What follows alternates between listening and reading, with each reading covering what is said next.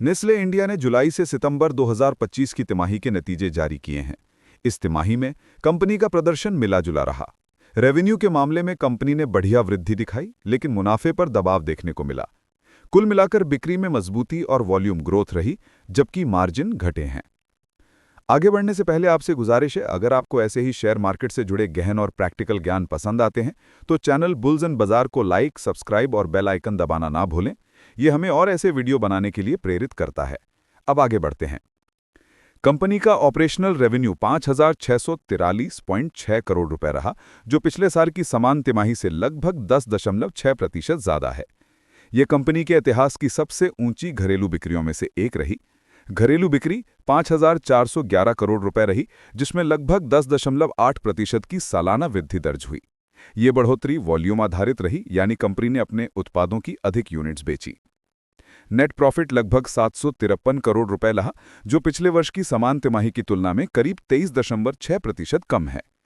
पिछले वर्ष की तिमाही में कंपनी को एक बार मिलने वाली असाधारण आय लगभग 290 करोड़ रुपए के आसपास मिली थी, जिसकी अनुपस्थिति के कारण इस बार मुनाफे में गिरावट दिखी। कंपनी का ईबीडीआई करीब 22% के आसपास रहा और ईपीएस लगभग 3.9 दर्ज किया गया। नेस्ले के लगभग सभी प्रमुख उत्पाद वर्गों ने अच्छा प्रदर्शन किया। मैगी ब्रांड यानी प्रिपेयर्ड डिशेज और कुकिंग एड्स में वॉल्यूम आधारित मजबूत वृद्धि रही। नेस्कैफे कॉफी सेगमेंट ने भी शानदार प्रदर्शन किया और अपने बाजार हिस्सेदारी को बढ़ाया। कॉन्फेक्शनरी सेगमेंट में किटकैट और मंच जैसे ब्रांड्स ने 2 अंक की वृद्धि दर्ज की। नए लॉन्चेज और फास्ट डिलीवरी प्लेटफॉर्म्स ने इस ग्रोथ को और गति दी। पेट फूड कैटेगरी में भी उच्च 2 अंकीय वृद्धि रही, जिससे कंपनी का डाइवर्सिफाइड पोर्टफोलियो और मजबूत हुआ। हालांकि कच्चे माल की ऊंची कीमतों ने कंपनी की लागत बढ़ा दी। दूध, कोकोआ और कॉफी जैसे रॉ मटेरियल्स की कीमतों में तेजी से मार्जिन पर असर पड़ा। कंपनी के ऑपरेटिंग खर्च भी बढ़े, जिससे मुनाफे में गिरावट दिखी। पिछले साल की तिमाही में जो एक बार की असाधारण आय शामिल थी, इस बार उसके ना होने से साल दर साल तुलना कमजोर दिख रही है। कंपनी के नए मैनेजिंग डायरेक्टर और चेयरमैन मनीष तिवारी ने कहा कि घरेलू बिक्री रिकॉर्ड स्तर पर रही और ब्रांड में निवेश जारी रहेगा। नेस्ले आगे भी अपने मैन्युफैक्चरिंग नेटवर्क और डिस्ट्रीब्यूशन चैनल में निवेश करेगी, ताकि बढ़ती मांग को पूरा किया जा सके। कंपनी ने इस तिमाही में कैपेक्स या बड़े विस्तार की विस्तृत जानकारी नहीं दी, लेकिन ये संकेत दिया कि दीर्घकालिक ग्रोथ पर ध्यान रहेगा। कंपनी को हाल ही में सरकार द्वारा कुछ उत्पादों पर जीएसटी दरों में कमी का लाभ मिला है। इससे उत्पादों की कीमतें थोड़ी सुलभ हुई हैं, जो आने वाले समय में बिक्री को समर्थन दे सकती हैं।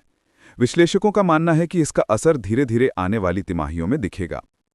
शेयर मार्केट ने नतीजों पर हल्का सकारात्मक रिएक्शन दिखाया। नतीजे आने के बाद नेस्ले का शेयर हल्की बढ़त में रहा। कुछ ब्रोकरेज हाउसेज जैसे एमके, आईसीआईसीआई सिक्योरिटीज और मोतीलाल ओसवाल ने कंपनी पर मिश्रित राय दी है। कुछ ने बाय रेटिंग बरकरार रखी, जबकि कुछ ने रिड्यूस या न्यूट्रल रेटिंग दी, क्योंकि कंपनी का वैल्यूएशन अभी भी ऊंचा माना जा रहा है। कच्चे माल की कीमतें कंपनी के लिए बड़ा कारक बनी हुई हैं। दूध की कीमतों में कुछ नरमी की उम्मीद है, क्योंकि त्योहारों के बाद दूध का सप्लाई सीजन बढ़ेगा। कॉफी की कीमतें भी स्थिर हो सकती हैं, क्योंकि भारत और वियतनाम में फसल सामान्य रहने की संभावना है। कोकोआ की कीमतों में भी सप्लाई सुधार के संकेत हैं, लेकिन अंतर्राष्ट्रीय मांग के कारण दबाव बना हुआ है। खाद्य तेलों की कीमतें अभी भी ऊंची हैं, जो कुछ उत्पादों पर लागत का बोझ डाल सकती हैं। निवेशकों के लिए उपयोगी यह है कि वो ये देखें कि कंपनी की ग्रोथ वॉल्यूम आधारित है या सिर्फ कीमत बढ़ाकर आ रही है। वॉल्यूम ग्रोथ आमतौर पर टिकाऊ होती है। कंपनी के ईबीडीआई और पीएटी मार्जिन की ट्रेंड लाइन भी महत्वपूर्ण है। क्या ये आने वाले महीनों में सुधार दिखा रही है या दबाव में है? घरेलू बिक्री के साथ साथ ग्रामीण और शहरी क्षेत्रों की वृद्धि पर नजर रखनी चाहिए। जीएसटी दरों में कटौती से कुछ उत्पादों को अधिक फायदा मिल सकता है। कंपनी आने वाले समय में ब्रांड और इंफ्रास्ट्रक्चर पर कितना खर्च बढ़ाती है, ये भी निवेशक के लिए देखने योग्य होगा। कच्चे माल जैसे दूध, कॉफी, कोकोआ और तेल की कीमतों पर नजर रखना जरूरी है, क्योंकि यही मार्जिन को सीधे प्रभावित करते हैं। जोखिमों की बात करें तो लगातार ऊंची इनपुट कॉस्ट और महंगी कमोडिटी कंपनी के मुनाफे पर दबाव डाल सकती हैं। अगर कंपनी कीमतें बढ़ाकर इस लागत को पास करती है तो वॉल्यूम ग्रोथ प्रभावित हो सकती है। साथ ही वैल्यूएशन पहले से ऊंचा होने के कारण निवेशकों की उम्मीदें ज़्यादा हैं, और यदि आने वाली तिमाहियों में ग्रोथ अपेक्षा से धीमी रही तो ये भावना पर असर डाल सकती है।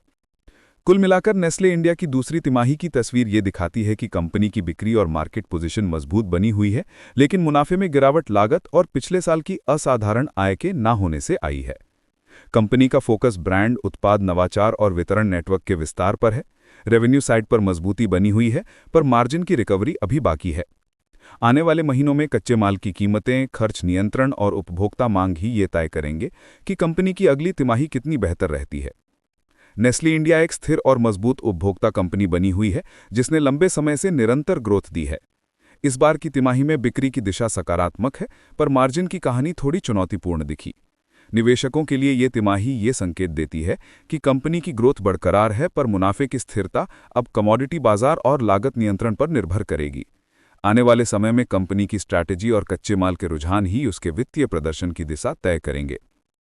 इस वीडियो में दी गई जानकारी केवल आध्यात्मिक और सूचनात्मक उद्देश्यों के लिए है। इसमें किसी भी प्रकार की खरीद या बिक्री की सलाह शामिल नहीं है। निवेश का निर्णय लेते समय अपने वित्तीय सलाहकार से परामर्श करें।